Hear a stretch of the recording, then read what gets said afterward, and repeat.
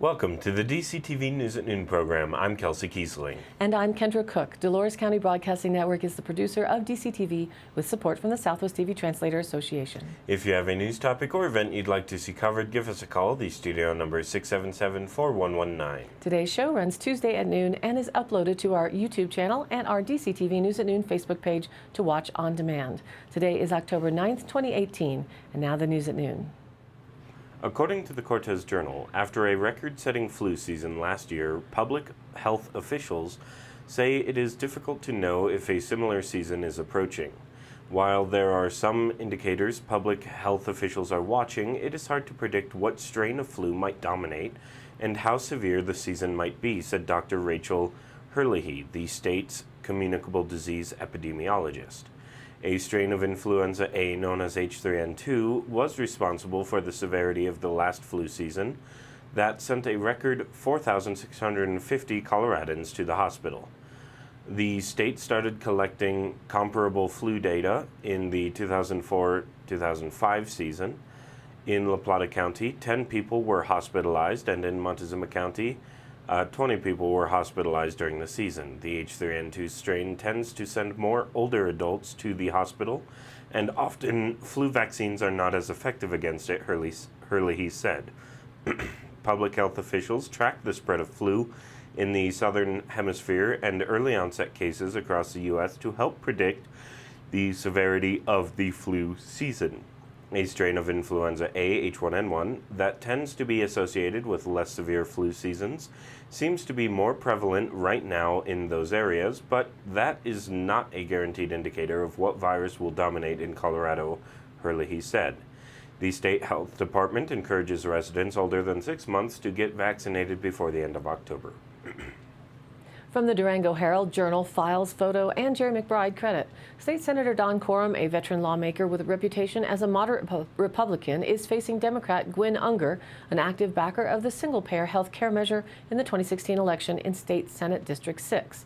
Don Coram's current occupation is ranching, mining small hemp operation, Paradox Ventures. Previously elected offices include elected to the Colorado House of Representatives 2010 to 2016, and other occupations include owner of small coffee business in Montrose and Grand Junction, while Gwyn Unger's current occupation is a retired computer software development and implementation manager. Previous elected offices include the Board of Directors of La Plata Electric Association, elected in 2017, and past occupations include space shuttle design work with McDonnell Douglas. On Thursday, Cortez City Hall will host Montezuma County's only scheduled candidate forum for state races in the November election. State Senator Don Coram, a Republican, faces Democratic challenger Gwyn Unger in Senate District 6, and Representative Mark Catlin faces Democratic challenger Seth Kagan in House District 58. All four are slated to attend the forum. The event is scheduled for 6:30 to 8 p.m. and is sponsored by the Montezuma County League of Women Voters. Judy Schuenmeyer, who moderated the forum for Board of County Commissioners on September 18th, will be the moderator.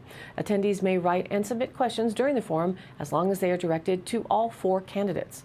Coram, who has been involved in ranching and mining most of his adult life, is proud to be an active legislator. He's quick to note he sponsored 69 bills in the last session of the Colorado General Assembly, almost 10% of all bills.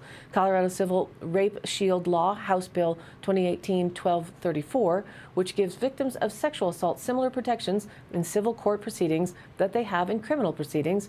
Coram, a Montrose Republican, said it was the bill he's proudest of in the 2018 season. He sponsored the measure in the Senate with State Senator Rhonda Fields, Democrat from Aurora. Unger, a Bayfield Democrat and a retired computer software developer and implementer, said Amendment 69, the single-payer health initiative, may have been soundly defeated in 2016, with almost 80% of the voters opposed, but he believes support is mounting nationwide for a Medicare for All model, and he expects it will soon be adopted at the federal level if Democrats gain the upper hand in Washington in the next 4 years. I'm a progressive in the best sense of the word, said Unger, who serves on the La Plata Electric Association Board of Directors. Quote, as an engineer, you can't do anything without first understanding the problem. If elected to Senate District 6, which covers Archuleta, Dolores, La Plata, Montezuma, Ouray, San Juan, and San Miguel counties, Coram's top 5 priorities would be find funding for ideas identified in the Colorado Water Plan, which stems from his predecessor, Ellen Roberts, who championed an effort to examine water policy in 9 river subbasins in Colorado and bring stakeholders together to identify best practices to guide policy. 2, push for measures to increase school security. 3. Push for measures that improve security on the electrical power grid to harden it against terrorist attacks. 4. Push for measures that improve mental health and suicide prevention efforts. And finally, push for measures that help Coloradans caught in the opioid crisis. While Unger's top 5 priorities in the State House would be to work for passage of a bill that would lower health insurance premium differentials between the Western Slope and the Front Range, to find a way to increase funding for teacher pay, to build incentives in law to move to renewable energy, to raise the state minimum wage to around $15 an hour, and fund programs to help victims of sexual assault. Ballots are mailed out starting October 15th, and the election date is November 6, 2018. DCTV will be hosting live election night coverage on Tuesday, the 6th of November, starting at 6 p.m., streaming the coverage live to Facebook, as well as being on air to cover local, regional, and state election results. According to the Durango Herald, therapy dogs can bring more than joy and comfort to hospitalized kids. They can also bring stubborn germs. Doctors at Johns Hopkins Hospital in Baltimore were suspicious that the dogs might pose an infection risk to patients with weakened immune systems. So they conducted some tests when Poppy, Badger, and Winnie visited 45 children getting cancer treatment. They discovered that kids who spent more time with the dogs had a 6 times greater chance of coming away with superbug bacteria than kids who spent less time with the animals. But the study also found that washing the dogs before visits and using special wipes while they're in the hospital took away the risk of spreading that bacteria. The results of the unpublished study were released Friday at a scientific meeting in San Francisco. One U.S. health official said the findings add to the growing understanding that while interactions with pets and therapy animals can be beneficial, they can also carry risk. Pet therapy can help people recover from a range of health problems. Past studies have shown that dogs or other animals can ease anxiety and sadness, lower blood pressure, and even reduce the amount of medications some patients need. From the Journal. Photo file. Disposal fees at the Montezuma County landfill will increase in 2019 to save money for $3 million in estimated closure costs when the current landfill reaches capacity and the permit expires in about 20 years. But for commercial haulers and private citizens who deliver source-separated recycling, the increase will be less because by diverting recyclables, they are saving space in the landfill and extending its lifetime. Beginning January 1st, disposal fees for all municipal solid waste and construction and demolition loads will jump 29%, said landfill manager Shaq Powers. Commercial haulers who do not offer source-separated recycling to customers as part of their standard package by July 1st will face another 30% jump, a total of 59% over current disposal fees. Rates for commercial haulers that provide curbside source recycling after July 1st will drop to the 29% increase. The higher rate increase also applies to individuals who do not separate out recyclables in their loads. The 29% disposal fee increase kicks in January 1st. The disposal price for municipal solid waste will increase from $40.61 per ton to $52.40 per ton, and the disposal price for construction and demolition will increase from $33.59 to $43.33 per ton. By July 1st, commercial haulers that have not implemented a curbside source-separated recycling program as part of their standard package will face a rate of $64.96 per ton for municipal solid waste and $53.74 for construction and demolition. Source-separated curbside recycling programs must at a minimum include separated cardboard, office paper, number 1 plastics, aluminum, and tin. Powers said the split rate increases are to incentivize recycling, cover closing costs, and meet new state diversion goals. The landfill rate increases were approved by the Montezuma County Board of Commissioners on September 24th. Those who consume the most landfill space the quickest because they choose not to recycle will pay the higher price towards covering the closure, Powers said. Part of the drive to increase recycling at the landfill is to comply with new state guidelines. The landfill currently diverts 10% of all disposals towards recycling, but the state wants rural landfills to divert 13% by 2026 and 15% by 2036. Whether the increases in landfill fees for commercial haulers will result in higher service bills for customers is not yet known. Calls to Waste Management and the City of Cortez were not returned by press time. A new landfill on the same property will be planned and applied for to replace the current one once it reaches its permitted capacity in about 20 years. The total county landfill property is 320 acres, and the current permitted landfill is 54 acres. Landfill permits are issued through the Colorado Department of Health and Environment. Powers said it is a long process, and planning and applying for the new landfill will begin in about 10 years. The increase in fees will allow the landfill to save enough to pay the closure cost. Those costs involve capping and covering the landfill, seeding, and long-term monitoring of gases and groundwater. Powers said the local landfill offers many services, is in compliance with the Department of Health and Environment, and prices have been lower than nearby landfills. The landfill pays for separated recyclable commodities, sorts and bales recyclables for the open market, has a composting facility, open and upcycle store that diverts usable goods for sale to the public, and provides on-site refrigerant recovery. Reported by the Cortez Journal, the La Plata County Sheriff's Office, like many other county departments, operates year to year on a declining budget, but innovative funding and careful cuts have kept the Sheriff's Office under budget since Sean Smith took over in 2014, county commissioners say. Smith said he has been able to keep the Sheriff's Office under budget for the past 3 years, saving the county a cumulative $2 million since fiscal year 2016, when he wrote his first budget. To do that, the Sheriff's Office has pursued revenue from leasing jail space to other agencies and applying for grants. The office also cut unneeded positions in the department while also upgrading the department with $300,000 worth of equipment from a federal government program that provides surplus military equipment to law enforcement agencies without charge. The amount of money budgeted for employee salaries for the patrol division has decreased from $2.18 million in 2016 to $1.85 million in 2018. And for detentions, the $3.09 million budgeted for salaries in 2016 decreased to $2.9 million in 2018. When Smith inherited his position almost 4 years ago, the Sheriff's Office had 137 positions, most of which were filled. In the past 3 years, Smith has whittled that number down to 128, a number he hopes to reduce by 3 in upcoming weeks. And now let's take a look at the weather. The national weather story continues to be Hurricane Michael. Looking at it coming up in the Gulf towards the Florida Panhandle, it should continue to strengthen, and storm surge and hurricane warnings are in effect for many portions of the Florida Gulf Coast.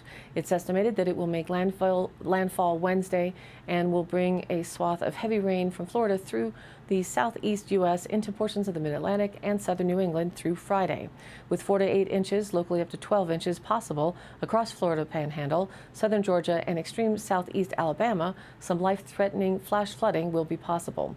Meanwhile, Hurricane Sergio looks poised to bring moderate to locally heavy rainfall to southern New Mexico and far west Texas by Friday and into early Saturday. While the rainfall will mostly be beneficial, some localized minor spot flooding may occur. While California remains dry for now, the mix of snow and rain potential covers most of the U.S., with a stretch of severe storms and flooding again covering the Central Plains. Regionally, valley rain and high elevation snow showers will expand in coverage later today, mainly across the San Juans and Central Mountains, where snow accumulations of 2 to 4 inches are possible, mainly above 10,000 feet. The next system drops down from the northwest on Wednesday, bringing another round of precipitation to the northern and central areas. This system will be much cooler, allowing for snow levels to drop to valley floors in northeast Utah and northern Colorado. The unsettled weather will continue on Thursday as another disturbance moves into the area. Sunday night could end up being a season-ending freeze for many lower elevations that have not seen their freeze just yet. So that brings us to our local DCTV 5-day projected outlook. Today, scattered showers with thunderstorms also possible afternoon, mostly cloudy with a high near 50. North winds 5 to 15 miles an hour becoming west-southwest in the afternoon. Chance of precipitation 30%. Tonight, isolated showers after 3 a.m., mostly cloudy with a low around 39 overnight. West-southwest winds 5 to 10 miles an hour becoming south-southeast after midnight. night, the chance of precipitation moves to 20%. And then Wednesday, a chance of rain showers before 8 a.m., then a chance of rain and snow showers between 8 a.m. and 9 a.m.-ish, and then a chance of rain showers after 9. Partly sunny with a high near 55 degrees, southwest winds 10 to 15 miles an hour. The chance of precipitation raises to 40%. Wednesday night, mostly cloudy with a low around 40. Southwest winds 5 to 10 miles an hour, becoming south-southeast in the evening. Moving into Thursday, a chance of showers between noon and 3 p.m., then a chance of showers and thunderstorms after 3 p.m., mostly cloudy with a high near 55. South-southwest winds 5 to 15 miles an hour. The chance of precipitation is 30% on Thursday. Thursday night, it remains at 30% chance of showers, mainly after midnight, mostly cloudy with a low around 40. While Friday, right now, looks to be mostly sunny with a high a little warmer, near 57 degrees. Friday night, partly cloudy with a low around 40. Saturday, mostly sunny again with a high near 56. Saturday night, partly cloudy with a low around 35. And Sunday, mostly sunny with a high near 52. Sunday night, mostly clear with a low around 33 for our first seasonal potential freeze in the area. And a local meteorologist is looking at the potential for another regional storm to possibly come in Sunday night into Monday. We'll know more as the week progresses. So for the Dove Creek area, rain has been the consistent daily weather being reported, though a brief report of snowflakes over on Cedar Point was soon converted back to rain over the weekend. Cooler temperatures are also a big change. This is a photo on Facebook by Karen Dixon showing the odd colors in this morning's sunrise on the clouds over the Ute Mountain. And you can see a little snow on the spots as well. If you have a weather photo you'd like to share, post it to the Dove Creek Local Weather Photos Facebook group or email it to the studio, dcbnnews@gmail.com. And now back to the news. According to the Cortez Journal, the cosmetology program at Pueblo Community College Southwest in Mancos will close in May 2019. The school cut the program because of low enrollment and unsustainable jobs in the Mancos-Cortez area, according to Mary Chavez, PCC's Dean of Health and Public Safety. The sustainability of this program has been a concern for a few years now, said PCC President Patty Erjovic. We have a responsibility to both our taxpayers and our students to ensure we offer programs that will ultimately address industry needs and yield a livable wage. The market is saturated with qualified cosmetologists at this time. The PCC Cosmetology Department typically offers courses for students to become hairstylists, manicurists, and estheticians. Because of low enrollment, PCC offered only the manicurist program this year. Students were told during enrollment that the department would close after the spring 2019 semester, and they will complete their courses in May and receive manicurist certificates. From the Durango Herald, photo credit Terrence Seaman. Homeowners living near open spaces could receive financial incentives for clearing brush, trees, and other fire hazards from around their homes if draft legislation passes next year. The draft legislation could make tax credits or grants available to members of homeowners associations who commit to invest in fire mitigation, said Representative Barbara McLaughlin, Democrat from Durango, who worked on the bill. Proper mitigation can save time, homes, and lives when wildfires threaten homes, McLaughlin said. This summer, the 416 fire threatened the Falls Creek Ranch, a community of about 100 homes on 940 acres surrounded by the San Juan National Forest. Falls Creek homeowners have cleared away trees and brush from homes since 2002, which allowed firefighters to focus on getting hoses and sprinklers in place to fight the 416 fire. Authors of the bill want to encourage similar work by homeowners associations all across the state, she said. The Wildfire Matters Review Committee recently approved the draft legislation, and it will be considered this week by the Legislative Council Committee. Quote, "I'm positive that it will move forward," said Senator Don Coram, Republican from Montrose, chairman of Wildlife Committee. The state spent $55 million fighting wildfires this year, and this bill could help keep wildfire costs down in the future, Coram said. Fire mitigation can also help residents keep their home insurance costs down, he said. In coming months, lawmakers will work with stakeholders, including homeowners, to revise the bill before the Colorado legislature reconvenes in January, McLaughlin said. Under the current draft, fire protection districts or local governments that oversee fire protection would have to direct fire mitigation efforts for homeowners associations to receive financial incentives. Qualifying homeowners would receive a tax credit equal to the value of the work on their property or $5,000, whichever is less according to the draft bill. It's unknown if the final legislation would offer tax credits or grants. According to the Cortez Journal, drivers traveling over Red Mountain Pass will experience lengthy closures Monday, Tuesday, and Thursday while Colorado Department of Transportation's crews repair cliff wall netting above U.S. Highway 550 about 3 miles south of Ouray. The closures will affect northbound and southbound traffic for 4 hours in the morning and afternoon. Drivers will have 1 hour at noon to travel throughout the work zone. The highway will close from 8 a.m. to noon and 1 to 5 p.m. Monday, Tuesday, and Thursday. The highway will be open from noon to 1 p.m. On all 3 days, southbound traffic will stop just north of Bear Creek Tunnel. Because of safety concerns, the public cannot access the scenic overlook near Bear Creek Bridge or Bear Creek Trail. On Monday and Tuesday, northbound traffic will stop just north of Engineer Pass Junction, allowing access to Engineer Pass Road. On Thursday, northbound traffic will stop at Ironton near Crystal Lake to allow for helicopter operations to lift and transport construction equipment. Drivers may encounter periodic closures of up to 20 minutes while crews work from 8 a.m. to 5 p.m. on other days of the week. The road will return to regular two-way traffic during the evenings. The targeted completion date is November 1st. From the Durango Herald, photos Jerry McBride. A new distribution center under construction in Cortez will allow more food produced in Montezuma and La Plata counties to reach local consumers and children in need. A former 7,000 square foot auto shop at 20 North Beach Street is being transformed to house the Good Samaritan Center, a food pantry, Southwest Farm Fresh Cooperative, a farmer-owned co-op, and a regional food hub, said Lori Hall, project manager of the food hub. The regional hub will provide education, sell food, and provide a space to store and process food produced in Montezuma and La Plata counties. The three entities will be independent, but they will have a symbiotic relationship as food is shared among them. Renovations for the food pantry and the co-op are underway and could be finished in 2 weeks, Hall said. The food hub will have a dedicated 4,000 square foot space and a commercial kitchen, space for retail food sales, classroom space, art gallery, and refrigerated and dry food storage. The Good Food Collective in La Plata County is donating a portion of its gleaned produce to Montezuma County nonprofits and expects to use the hub to process food in the future, said Rachel Landis, director of the collective. The collective, in its first year, is focused on reducing food waste, eliminating fruit that will attract bears, bolstering the local agricultural economy, and providing fresh food to residents in need. Landis expects the new food hub will allow nonprofits and other groups to work together more efficiently and provide a centralized place for food storage. Quote, "We can have a stronger food system that is more economically viable, that feeds everyone," she said. Once food is delivered to the hub, it will be redistributed through nonprofits that serve low-income families, Hall said. Food that cannot be consumed by people will be given to animals or composted. The hub is backed by the Montezuma Food Coalition, a group comprised of the Mancus Food Share, the Good Samaritan Center, Montezuma School to Farm Project, and the Southwest Farm Fresh Cooperative. The coalition is working with other partners in Montezuma County, such as the Pinion Project.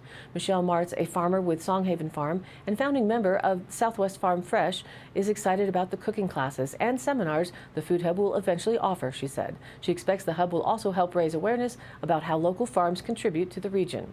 The food hub will also have an information center that will provide resources on farming, a database of labor services, information about farmers markets, and agencies that provide assistance to residents in need.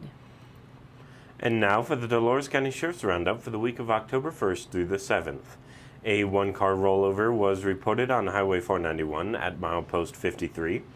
Deputies, Dove Creek Ambulance, and Colorado State Patrol responded. Occupants denied being injured. A deputy helped a local resident who was locked out of their vehicle. Utah Port of Entry requested assistance locating a semi that ran the port. A deputy contacted the semi, and it returned to Utah. A two-vehicle non-injury accident was reported on Highway 491 in the area of Adobe Milling. Deputies responded, and the Colorado State Patrol was advised. That concludes today's roundup. Stay tuned for continued updates.